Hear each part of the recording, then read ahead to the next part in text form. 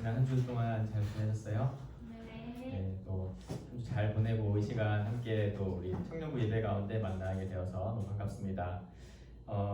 우리 지난 시간에는 이제 같이 또 특성도 드리고 또 끝난 다음에는 또 방탈출 카페에 가서 또 교제도 했던 것 같아요. 전 처음 해봤는데 약간 혼자서는 좀 못할 것 같아요. 무서워서 약간 좀 무섭더라고요. 근데 이제 너무 다들 적극적으로 해줘가지고 재밌었고 또 함께 사정이 있어서 못 간 지체들도 있는데 다음에는 또 같이 가서 또 그런 시간을 보냈으면 좋겠다 생각이 듭니다. 오늘 말씀은 이제 로마서 12장의 말씀을 좀 보려고 하는데요. 저희가 이제 로마서 8장까지 보고 이제 9장, 10장, 11장을 건너뛰고 지금 12장을 보고 있어요. 그래서 그 이유가 있는데 이제 로마서는 우리의 이제 구원에 관하여서 복음에 관하여서 설명하는 주제라고 했죠. 그 가운데 이제 8장까지 예수 그리스도를 믿음으로 의롭다함을 얻는다고 하는 복음에 대해서 바울이 쭉 설명했습니다. 그렇게 했을 때 이제 우리에게는 별로 이렇게 느껴지지 않는 부분, 와닿지 않는 부분인데 당시 바울 시대에 있었던 사람들 또 그 예수님이 있을 때 사람들 가운데 유대인이라고 하는 부류가 있어요. 그들은 이제 혈통적으로 그 옛날 구약 시대 아브라함이 자신들의 시조라고 이제 주장하고 여기는 그런 사람들이 있습니다. 그들에게는 예수님을 믿음으로 의롭다함을 얻는다. 곧 예수님을 믿으면 구원받는다고 하는 이 말이 좀 어색했어요. 왜 그러냐면 자신들이 원래 하나님께 아브라함을 통해서 택함을 받은 사람들이거든요. 쉽게 말하면 자신들이 아브라함을 통해서 구원을 받는 것으로 알고 있었던 사람들인 거예요. 그런데 이제 그 아브라함의 혈통적인 후손, 아브라함, 그러니까 쉽게 말하면 유대인이 아니고도 그런 조건과 상관없이 예수님을 믿기만 하면 하나님이 의롭다 하시고 자기 백성으로 삼아 주신다고 하니까 이제 뭔가 알고 있는 내용이 충돌이 됐겠죠. 그러면 하나님은 처음부터 아담이 범죄하여서 타락했을 때 그냥 예수님 보내주셔가지고 그 아브라함이든 유대인이든 이방인이든 다 예수님 믿고 구원받게 하시면 되는 거 아닌가. 왜 굳이 하나님은 이 구약이라고 하는 긴 시간을 동안 아브라함을 택하시고 예수님 보내시기까지 이런 시간들이 흘러왔는가, 이런 질문들을 했던 것 같아요. 그리고 논리적으로는 하나님이 유대인들을 구원하시기로 한 구원 계획은 포기하거나 혹은 취소하시고 이제 예수님 보내셔서 그냥 다 구원하시는 건가, 이런 질문을 할 수 있겠죠. 그런 부분에 대한 설명들을 사도 바울이 이제 9장부터 11장까지 하고 있어요. 그래서 이 부분에 대해서는 구약 성경 전체에 대한 이야기도 좀 같이 해야 되고 하나님의 구원 종류 전체를 다루는 거라 별도의 시간을 통해서 좀 제가 이렇게 특강식으로 좀 설명을 해드리고 12장부터는 이제 본격적으로 어떤 거냐면 그게 뭐 유대인이든 아니면 이방인 우리든 예수님을 믿으면 구원받잖아요. 그랬을 때 이제 구원받는다는 거는 정확하게 말하면 죽어서 어디 좋은 데 가고 이런 게 아니라 하나님께 구원을 받는다는 말은 하나님과 관계를 맺으며 살아간다는 것을 의미해요. 그렇기 때문에 당연히 예수님을 믿은 다음에 뭐가 있는 거냐면 믿었으니까 구원받았으니까 끝, 이게 아니라 구원받은 존재로서 이제 어떻게 살 것인가, 이거를 이제 질문을 하겠죠. 예수님 우리를 구원하셨다는데 그럼 이제 남은 인생을 어떻게 살아갈 것인가에 대해서 각자 알아서 사세요, 이게 아니라 성경은 하나님의 뜻에 따라 구원받은 자로서 합당하게 살 것을 이제 권면하고 또 자세하게 설명을 하고 있어요. 그런 부분이 이제 로마서 12장 이후의 말씀이라고 볼 수가 있겠습니다. 그래서 오늘 읽은 말씀 1절에 보면 그러므로라고 하는 접속사로 시작하죠. 이 그러므로라고 하는 접속사를 통해서 앞에서 다루었던 우리의 구원, 우리의 믿는 바와 그 다음에 우리가 그 믿는 것에 따라서 실제로 행하는 것, 우리의 행실을 이제 연결시켜주는 그런 단어라고 할 수가 있어요. 그래서 여러분, 우리는 믿음 따로, 그 다음에 우리의 일상생활 따로 이렇게 가는 게 아니라 우리의 믿음과 우리의 행실은 연결되어 있다는 것을 성경이 말하고 있습니다. 그렇기 때문에 예수님을 믿는다면 정말로 예수님이 우리를 사랑하시는 그 크신 사랑과 은혜로 구원해 주셨다는 사실을 믿는다면 너희는 의롭다함을 얻은 거다. 그러므로 이렇게 행하며 살라 이렇게 권면을 하고 있는 것이죠. 그랬을 때 이제 믿음과 행실이 연결되어 있다. 이걸 좀 다른 단어로 표현해 보면 우리 예수 그리스도를 믿는 자들은 이제 교리와 윤리를 가지고 있다 이렇게 표현할 수 있어요. 그래서 기독교에는 교리가 있고 또 기독교의 윤리가 있어요. 좀 풀어 설명해 보자면 제가 주보에도 간단히 좀 해설을 해놨는데 그 교리는 어떤 거냐면 쉽게 말해서 하나님이 우리를 위해 행하신 일 있죠. 우리가 하나님이 우리 위해 구원을 베푸셨다 이렇게 말하지 않습니까? 그 행한 일들을 교리라고 그래요. 이걸 이제 좀 어려운 단어로는 이제 직설법이다 이렇게 말하는데 이거는 그냥 이런 게 있나 보다 하고 넘어가시면 돼요. 그래서 이건 어떤 것이냐면 좀 건조하게 표현될 수는 있어요. 교리라는 단어 자체가 요즘엔 교리를 말 안 쓰잖아요. 그런데 이제 이것은 사실 건조한 표현이 아니고 의대로운 내용이에요. 하나님이 우리를 구원하시기 위해 행한 일들을 가리켜 우리는 교리라고 불러요. 그러니까 뭐야? 이건 이제 믿죠. 교리는 우리가 뭘 만들어내거나 뭐 이렇게 하는 게 아니라 교리는 이제 우리가 믿을 만한 것, 믿는 것을 의미하죠.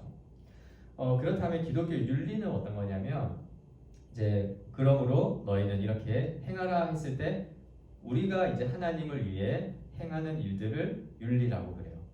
윤리도 옛날에 이제 윤리 과목이 있었는데 혹시 네, 저 여러분의 멀지 않군요. 네, 윤리의 과목 모르는 분도 있죠. 멀리 계시네요 저기. 네, 옛날 도덕, 윤리 이런 과목이 있었어요. 윤리란 과목이 있었는데 그래서 되게 딱딱하고 근데 뭐 도덕 쌤, 윤리 쌤은 되게 재밌었던 기억이 나고 막 그래요. 일단 막 이렇게 그 뭐죠? 학업 그 입시에 그렇게 영향 주는 과목이 아니어서 마음 편하게 공부했던 뭐 그런 과목인데 그때 이제 윤리라는 단어를 들었던 것 같아요.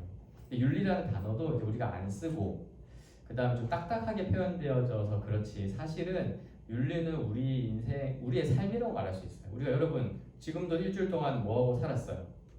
여러분 각자가 뭘 하고 살았죠? 그게 윤리예요, 윤리. 그래서 윤리라는 단어는 멀리 있는 게 아니라 좀 쉽게 표현하면 우리의 삶의 삶이라고도 이렇게 번역할 수 있어요. 근데 기독교에 윤리가 있다는 거는 이제 기독교인들이 그냥 뭔가 믿고 마음대로 사는 거나 혹은 뭐 이렇게 세상과 똑같이 사는 게 아니라 기독교인으로서의 삶이라는 게 있다는 거예요. 그거는 우리가 만들어낸 게 아니고 하나님께서 그렇게 하나님의 백성에게 요구하신 내용들이 있다는 거죠. 그래서 그것을 잘 보여주는 성경 중에 하나가 이제 로마서 말씀 같은 거예요. 하나님이 우리를 위해 행하신 일들이 이러한 것이니 이것을 믿기를 요청하고 또 그것을 믿는 자로서 우리는 어떻게 살 것인가 라는 것까지 로마서 말씀을 통해서 우리는 살펴보려고 합니다. 그래서 윤리는 이제 우리가 삶으로 실천할 그런 내용이자 지금 교회 안에서일 뿐만 아니라 여러분이 이제 예배를 드리고 집에 가는 순간부터 내 피부에 생생하게 와닿는 모든 삶의 내용들, 내 안에 떠오르는 생각들, 그게 이제 생각이 이제 꽃이 피고 열매가 맺혀서 실제 행동으로 옮겨지는 것들을 포함하는 게 이제 윤리라고 말할 수가 있어요. 그래서 이제 그것을 표로 좀 이제 구분해 본다면 로마서를 좀 볼 때 1장부터 11장까지가 이제 교리에 대한 내용이라고 볼 수 있겠고 12장부터 마지막 16장까지는 윤리에 대한 두 가지의 내용으로 좀 볼 수가 있다 할 수 있겠습니다. 그래서 이제 우리가 무언가를 해야 된다 이렇게 말할 때는 이제 명령법이라 이렇게 말했습니다. 직설법, 명령법 이렇게도 구분하는데 이런 단어는 여러분이 그냥 들어 놓으시면 좋을 것 같아요. 이걸 여러분이 탐구하거나 이것을 가르칠 일은 없겠지만 이 성경에 있는 진리라는 것이 그냥 막 아무 개연성도 없고 여러 가지 내용을 파편적으로 모아놓은 그런 게 아니라 이러한 논리를 가지고 또 분명한 내용과 여러분에게 요청하는 것들이 있다는 것을 잘 알도록 하기 위해 좀 제가 붙여놨어요. 그래서 좀 쉽게 말해서 이제 예수님을 믿음으로 우리가 구원을 받았다면 이제 나는 어떻게 살아야 되는가에 대해서 좀 살펴보려고 합니다. 이게 이제 로마서 12장부터의 내용이죠. 제가 이 내용 잠깐 생각해 볼 때 교회 혹시 모태신앙이거나 또 교회 다닌 지 오래된 분들을 이렇게 만나보면 저도 그랬고요. 내가 뭘 믿어야 되는지 아는 분들을 좀 많이 봤어요. 이야기 하다 보면 목사님 저 그거 알아요. 저 어릴 때 배웠어요. 그래서 제가 그걸 믿어야 된다는 것도 알아요. 이렇게 이제 대답하는 분들을 많이 봤어요. 그러면 또 한편으로 동시에 그 믿는 바에 따라서 이제 어떻게 살 것인가? 나는 그래서 이렇게 살고 있어요. 나는 이렇게 살아야 해요. 라고 하는 무엇을 내가 실천하며 행하며 사는 것이 하나님 앞에서 옳은가에 대해 알고 있는 사람은 많이 못 만나봤어요. 그리고 그거는 뭐 굳이 대화를 해보지 않아도 그 삶의 내용들을 그냥 보면 거기 묻어나는 거니까 그럴 수가 있죠. 그래서 좀 우리가 뭘 믿어야 되는지는 알지만 어떻게 살아야 되는지를 모른다면 그거는 사실 복음의 반쪽만 아는 거라 어떻게 보면 부족한 복음이라고 할 수도 있어요. 그래서 로마서 12장 이후의 가르침을 통해서 저와 여러분이 저도 그렇고 이렇게 성경이 말하는 온전한 삶의 내용이 무엇인지까지 좀 알아가는 시간이 되기를 좀 바랍니다. 그래서 어떤 내용을 알고 있어야 실제로 100% 실천을 못하더라도 내용은 최소한 알아야 우리가 실천할 수 있잖아요. 그래서 우리가 이제 알바 같은 거를 해도 의욕만 가지고 하면 안 되죠. 공부도 그렇고 일도 그렇고 의욕을 가지고 막 있어요. 근데 내용을 몰라가지고 막 열심히 하면 어때요? 이제 점장님이 너는 아무것도 하지 마라 이렇게 하죠. 막 뭘 해야 될지 모르고 어떻게 뭐 물건을 정리해야 될지도 모르고 어떻게 팔아야 되는지 모르는데 내가 열심히 뭘 하겠다, 열심히 살겠다 이러면은 오히려 그냥 열심히 안 하는 게 차라리 도움이 될 때가 있죠. 그게 그 윤리의 내용을, 그러니까 삶의 내용을 모르면 또 그렇게 될 수 있는 거예요. 우리가 하나님에 대한 그 열심과 뜨거움을 가지고 살아가되 성경 말씀에 근거하여서 어떻게 살아야 되는지를 알면 더 분명하게 그리고 사실은 더 신나게 흔들리지 않고 살아갈 수가 있고 이것은 비단 그냥 우리의 신앙에서만 국한되는 게 아니에요. 우리 인생 전체에 영향을 미치는 거라고 할 수가 있어서 중요한 이야기를 지금 하고 있다라고 생각하고 있습니다. 그래서 저도 제가 사람들을 만날 때 또 제가 우리 가족을 대하거나 여러분을 대할 때 판단을 해야 되잖아요. 내가 어떻게 대할 건가? 어떤 사건을 경험했을 때 내가 어떻게 반응할 건가? 이렇게 했을 때 저도 이 말씀에 따라서 오늘 말하는 이 기독교 윤리를 따라서 생각하고 또 그렇게 판단하고 저 자신을 이렇게 복종시키고 하는 가운데 있어요. 이게 굉장히 또 도움이 될 때가 많습니다. 반대로 우리의 본능적으로 하면은 그거는 되게 쉬운데 그게 진리에 합당하지 않다는 것도 알죠. 누군가 나한테 한번 모욕을 줬으면 자연스럽게 어떻게 하죠? 나도 한번 기회 삼아서 한번 크게 모욕을 내가 한번 주겠다. 복수심이 불타죠. 보통은 그걸 잡는 건 되게 쉬운 일이에요. 그 사람을 미워하고 내 사람을 내가 능력을 쌓아서 한번 큰 코 다쳐보게 해야 되겠다라고 하는 거는 쉬운데 그게 옳으냐라고 생각했을 때는 우리는 이제 분별해야 되는 거죠. 그러한 진리의 기준들을 이 말씀을 통해 확인하면 좋겠습니다. 한번 볼까요? 그랬을 때 이제 쭉 여러 가지 이제 이 12장 이후에서는 16장까지 주제별로 나열되어 있어가지고 여러분이 이렇게 하나씩 매주 말씀 들으면서 한 분야 정리한다고 생각하시면 될 것 같아요. 첫 번째는 이제 1절과 2절을 통해서 가장 기초적인 것인데 우리가 어떻게 살 거냐 했을 때 제일 중요한 것은 하나님과 바른 관계를 맺으면 하는 거예요. 사실 이미 예수 그리스도를 믿음으로 관계가 맺어진 거예요. 바르게. 그런 후에도 어떤 것이냐면 계속해서 하나님과의 관계 속에서 바르게 살아가는 것이죠. 이게 기독교 윤리의 전체 핵심 구절이라고 말할 수가 있겠습니다.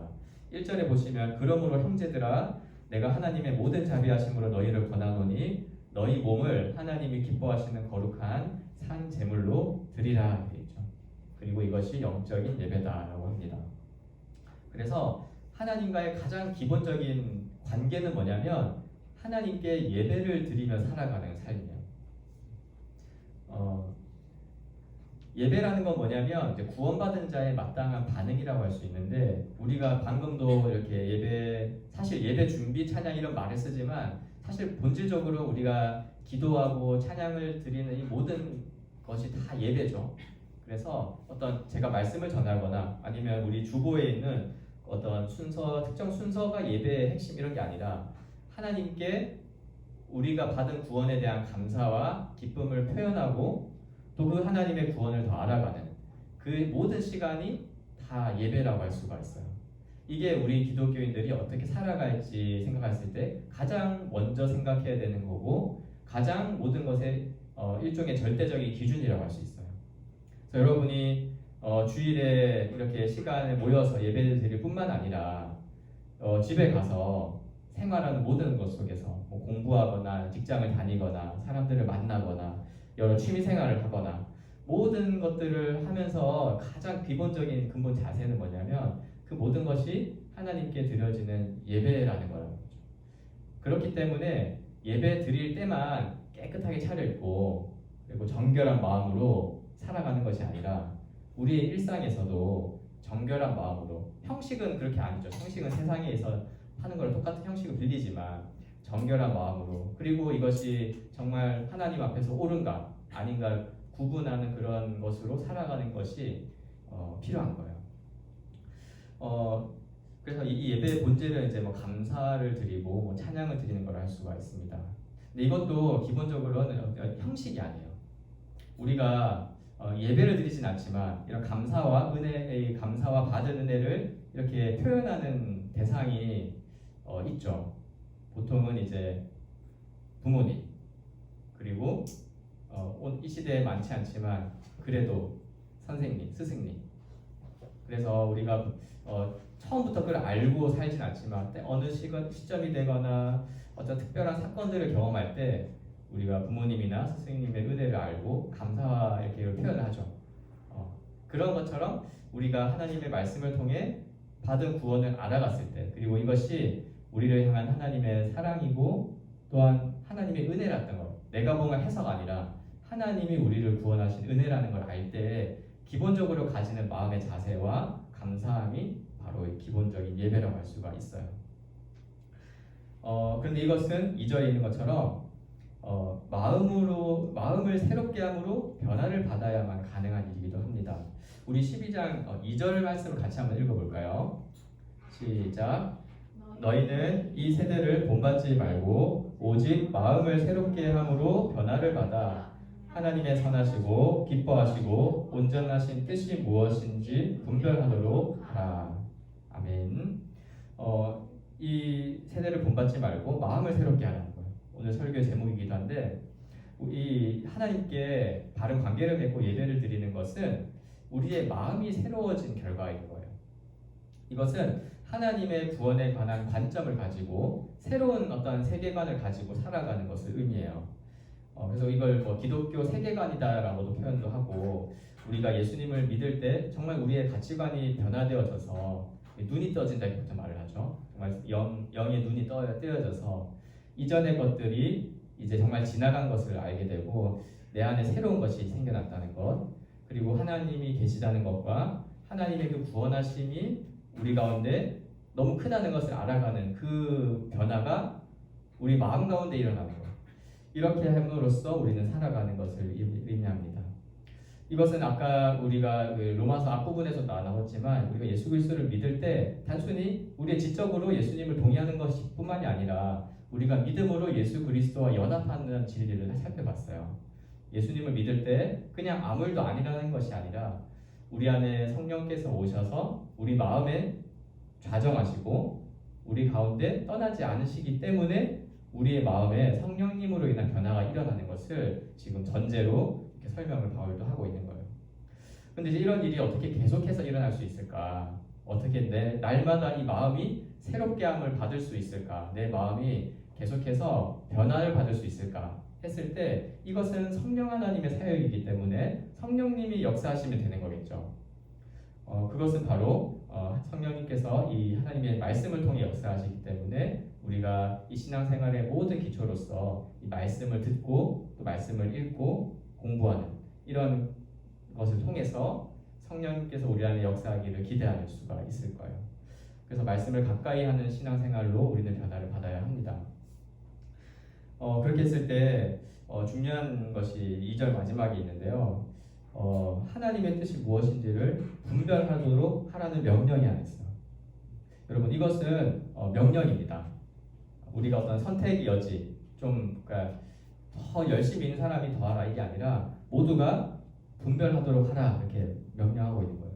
그래서 제가 이렇게 설명을 하는 거지만 사실 이 말씀을 통해서 지금 하나님께서 여러분 각자에게 주시는 명령의 말씀이에요. 어떤 거냐면 너희는 이제 내 구원을 받은 자로서 분별하며 살아가라는 거예요. 그래서 여러분 기독교인이 된다는 건 뭔지 아세요? 네. 그리스도인이 된다는 거는 분별력을 갖는다는 것과 똑같아요. 사실 예수님을 믿으면 우리의 인생이 막 이렇게 뭐 세상 사람들이 부러워하는 것처럼 변화되거나 내 외모가 바뀐다든지 그런 건 아니에요. 그러나 그 그리스도인이 되어서 구원받았다는 것은 무엇을 의미하냐면 이 분별력이 우리 안에 생겨나서 이 세상에 대해서 이 세상에 대해서 판단할 수 있게 되고 그리고 그 분별력을 이렇게 실행하면서 살아간다는 것을 경험하는 것. 이것이 구원받은 것의 모습이라 할 수 있습니다. 여러분 혹시 여러분이 이제 지나온 시간들을 생각해 볼 때 또 뭐 오늘을 생각해 보더라도 삶에서 그런 고통이나 후회가 이렇게 나에게 밀려와서 남아 있는 경우들이 있죠. 근데 그런 이유들을 이렇게 곱씹어보고 이렇게 해보면 결국에 뭐가 되게 크냐면 분별하지 못해서 그런 게 되게 많아요.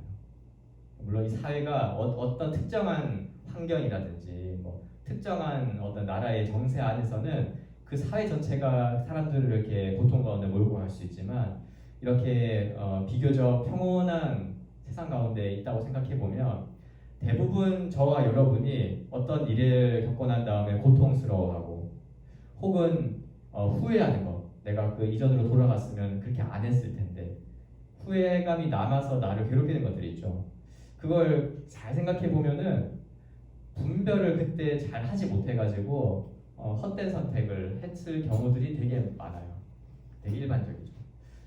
그런데 이제 성경 무엇을 말하냐면 그리스도인들은 구원받은 자들은 그런 이 세대의 것들을 다 받아들이지 말고 본받지 말고 분별하라는 거예요. 이것이 하나님 앞에서 바른 관계 속에 행하고 있는 것인지 혹은 잘못된 것이라서 내가 이제 이 생각을 그만하고 혹은 내가 하고 있는 행동들을 그만하고 하나님께서 명령하신 바에 따라서 내 생각과 마음의 이 태도를 바꾸어야 하는지를 결정하는 거죠. 그렇게 살아가는 것이 바로 하나님과의 바른 관계를 맺는 거라고 이야기를 합니다.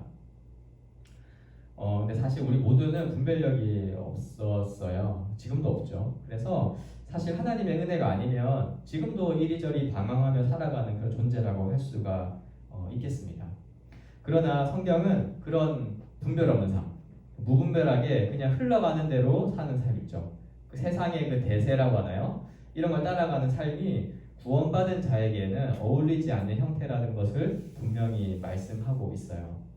그래서 여러분 이 말씀의 내용들도 이렇게 시간 흘려보내듯이 그냥 흘려듣지 말고 한번 진지하게 내 생각 속에서 이 말씀의 내용들을 또 명령들을 곱씹어보고 또 다시 한번 떠올려보고 그래서 혹시 내가 분명하게 알게 된 진리를 단 하나랄지라도 붙잡고 살아가기를 바랍니다.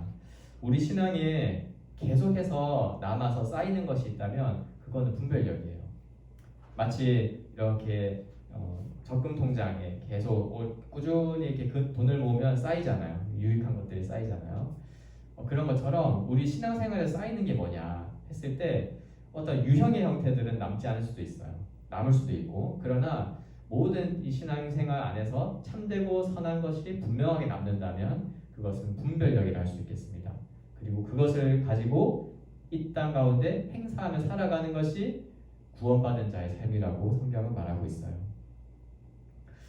그리고 마지막으로 3절부터 8절까지는 큰 덩어리인데 이것은 또 하나의 이제 관계인데요. 그것은 믿음의 지체들과 바른 관계를 맺으며 살아가는 것이에요. 여러분 구원받으면 어떻게 살아가야 되냐면 구원받은 자로서 믿음의 지체들 같이 믿음을 가진 이 구원의 지체들과 구원받은 지체들과 함께 살아가는 것이 바로 우리 기독교인의 윤리라고 할 수가 있어요. 보니까 4절에 보면 3절에도 있죠. 우리 각 사람에게 나눠주신 믿음의 분량대로 생각하라 하면서 4절에 우리가 한 몸에 많은 지체를 가졌다 돼 있죠. 또 5절에 우리 많은 사람이 그리스도 안에서 한 몸이 되었다 돼 있고 6절에는 우리에게 주신 은혜대로 받은 은사가 각각 다르다 이런 표현들이 있습니다. 그래서 계속 이제 무엇을 이야기하냐면 같은 믿음을 가진 그리스도인들은 한 몸이 되어 살아가는 존재고 그렇게 해서 그냥 내가 예수 믿고 구원받아 사는 게 아니라 이제 우리가 같은 믿음으로 같은 진리에 서서 함께 살아가는 것이 구원받은 자로서 잘 살아가는 것이라고 성경은 말해주고 있어요. 그래서 이것을 한마디로 정리해 보자면 우리는 구원받은 자로서 교회가 되어서 살아가는 것이 바로 영적인 예배이며 구원에 대한 마땅한 반응이라고 성경은 말하고 있는 거죠. 교회는 건물이나 어떤 조직 이런 기구 같은 게 아니에요. 교회는 예수님을 믿음으로 구원받은 사람들을 가리켜요. 그래서 하나님의 주신 그 은혜대로 또 하나님의 뜻대로 살아가는 그런 한 가족과 같은 공동체, 한 몸과 같은 존재로 살아가는 거예요. 이것을 알고 그렇게 서로를 받아들이고 서로를 의지하고 서로를 도우며 함께 사랑하며 살아가는 것이 구원받은 자로 합당하게 잘 사는 것이다 라고 성경은 말하고 있는 거죠. 우리가 이 말씀을 꼭 기억했으면 좋겠습니다. 그래서 6절에 보면은 각 은혜대로 은사를 받았다 그래요. 이것이 이제 교회 공동체로 살아가는 어떤 영적인 비결들을 나열하고 있죠. 이 은사라고 하는 건 많이 들어봤죠? 은사, 카리스마라고 말하는데 은혜의 결과, 하나님의 은혜가 원인이 되어서 나타난 결과를 은사라고 그래요. 그래서 은사는 하나님이 주신 영적인 선물이다 이렇게 표현을 하는데 하나님이 주신 것이기 때문에 이것을 기억해야 됩니다. 여러분 각자가 은사를 가지고 있나요? 잘 모르겠나요? 그렇죠. 근데 성경은 무엇을 말하냐면 은사는 보시면 어떤 특정한 사람에게 나눠줬다 돼 있지 않죠. 6절에 각 사람에게 그냥 은혜대로 주신 은사가 각각 다르다. 즉 예수 그리스도를 믿는 누구든지 은사는 하나님 주시는 거예요. 그러나 각각 다른 거죠. 왜 다를까요? 서로 다른 은사를 사용하여서 혼자 그렇게 살아가면은 그냥 자기가 받은 그 은사가 은사인 줄도 모르고 그냥 혼자 사는 건데 한 몸이 되어서 살아갈 때는 나에게 얻는 은사들을 많은 지체들을 통해서 얻고 또 내가 가진 은사들은 많은 지체들의 부족한 것을 채워주는 데 사용되어져서 다 합쳐지면은 큰 은혜의 공동체로서 살아갈 수 있는 것이죠. 그래서 은사는 하나님이 다 나눠주신 것을 여러분 믿으시기 바랍니다. 정말로 믿으시길 바라요. 그래서 내가 뭔가 얻어낸 것도 아니고 또 내가 보통 이제 은사는 자신이 좀 자신의 성향이라든지 자신의 이 기호 있죠. 그래서 내가 자연스럽게 잘하게 된 것들 이런 것보다 연결되어져 있다고 보통 말을 합니다. 그러나 기본적으로 은사는 하나님이 은혜로 주신 거기 때문에 내가 얻어낸 게 아니에요. 그래서 자랑할 것도 아니고 또한 겸손하게 하나님을 잘 섬기라고 주신 것들이니까 그런 관점으로 가지고 그런데 그걸 왜 어떻게 하라고요? 한 몸된 지체들과 관계를 맺으며 관계 속에서 내 은사를 발휘할 때 빛을 발하는 거죠. 그래서 여러분 음악의 은사가 있다면 내가 음악을 연주하면서 듣고 이렇게 취미로서 지내는 것도 참 좋지만 이렇게 필요에 의해서 쓰여질 때는 자신의 음악적 재능이 많은 지체들이 이렇게 도움을 얻잖아요. 또 뭔가 잘 가르친다면 그 가르침을 통해서 누군가는 은사를 받을 거고 또 내가 무엇인가 믿음의 은사가 있다면 모든 어려운 상황 속에서 모두가 낙심하고 절망하고 두려워하는데 그때 용기 있게 믿음의 한마디 권면을 통해 많은 사람들에게 또 그 정신 차리게 하고 믿음으로 바르게 하나님을 보게 하는 그런 일들을 할 수가 있겠죠. 그런 은사들을 하나님께서는 저와 여러분 각자에게 다 각각 나누어 주셔서 서로를 위해 살아가게 함으로써 너희는 구원받은 자고 하나님의 백성이다라고 성경은 선언하는 거예요. 그렇기 때문에 우리 그리스도인들에게는 가진 자와 가지지 못한 자, 배운 자와 배우지 못한 자, 사회적으로 신분이 높은 자, 낮은 자 이런 구분들이 다 없는 거예요.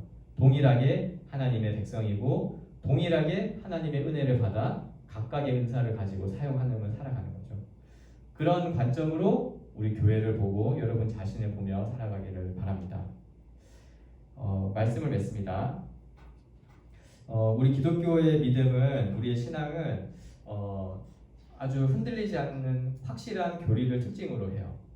왜냐하면 이 교리, 믿을 바의 내용들은 바로 우리 구원받은 자의 삶, 윤리와 연결되어져 있기 때문에 그렇습니다. 그래서 여러분 교리가 딱딱하다고 그러잖아요. 근데 교리가 딱딱해야 돼요.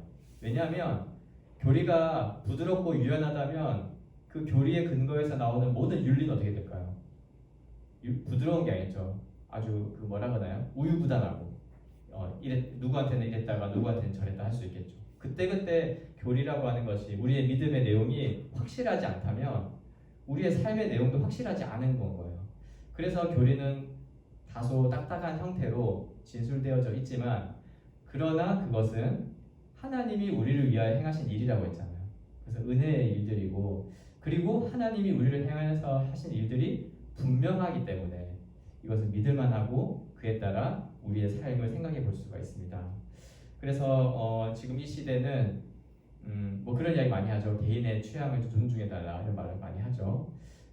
그렇다 하더라도 어때요, 여러분? 개인의 취향을 존중하는 사회지만 그러나 많은 사람들이 또 사회가 어느 정도 이렇게 지켜야 할 선들을 지키고 또 지켜야 될 관계 질서들을 다 할 때 오히려 이 사회는 행복해지고 안전하고 복되게 되는 거잖아요. 각자가 다 자기 취향을 주장하면 어떻게 되겠어요? 그게 일종의 지옥이에요.